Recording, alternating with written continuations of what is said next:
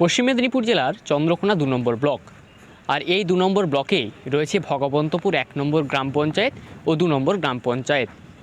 আর এই শিলাবতী নদীর ওপর থাকা কাঠের সেতু প্রতি বছর বন্যার সময় ভেঙে যায়। নদীর অপর দুই প্রান্ত, একদিকে রয়েছে ভগবন্তপুর ১ নম্বর গ্রাম পঞ্চায়েত, অন্যদিকে ভগবন্তপুর ২ নম্বর গ্রাম পঞ্চায়েত।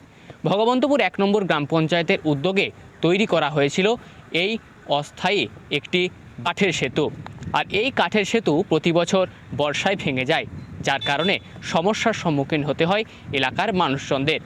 তার পাশেই রয়েছে কেঠিয়া খাল, সেই কেঠিয়া খালেও ছিল একটি বাঁশের সেতু, আর সেই বাঁশের সেতুও প্রতি বছর বর্ষার সময় ভেঙে যায়। ফলত সাধারণত সমস্যার সম্মুখীন হতে হয় এলাকার মানুষজনদের। প্রচুর সমস্যা, এই সমস্যা মুখে বর্ণনার অতীত। কতগুলো গ্রামের মানুষজন ২২-২৩টা গ্রাম। তবুও কী কী গ্রাম?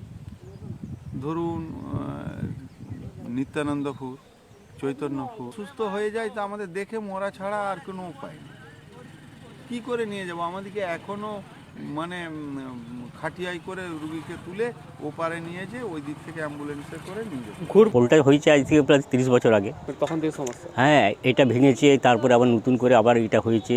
এখন চাইছি আমরা যে যাতে এটা কংক্রিট পোল একটা হয়। এলাকার মানুষজনদের সমস্যা যে হচ্ছে তা কার্যত মেনে নিচ্ছেন ভগবন্তপুর ১ নম্বর গ্রাম পঞ্চায়েতের উপপ্রধান আশরাফুল মল্লিক। দেখুন, স্থায়ী সমাধানের জন্য আমরা আমাদের প্রশাসনিক যে ঊর্ধ্বতন কর্তৃপক্ষ আছে, বিডিও অফিস, জেলা, রাজ্যতেও জানিয়েছি। এবং আমাদের আশা, আমাদের যে রাজ্যের মানবিক মুখ্যমন্ত্রী আছে, আমরা তিনারও দৃষ্টি আকর্ষণ করেছি। এবং আমাদের আশা, আমাদের মুখ্যমন্ত্রী তিনি কিন্তু আমাদের এই পারাপাড়ার জন্য স্থায়ী সমাধানের ব্যবস্থা করে দেবেন। চন্দ্রকোনা থেকে আমার শহর মধুসূদন ভট্টাচার্য, কলকাতা টিভি।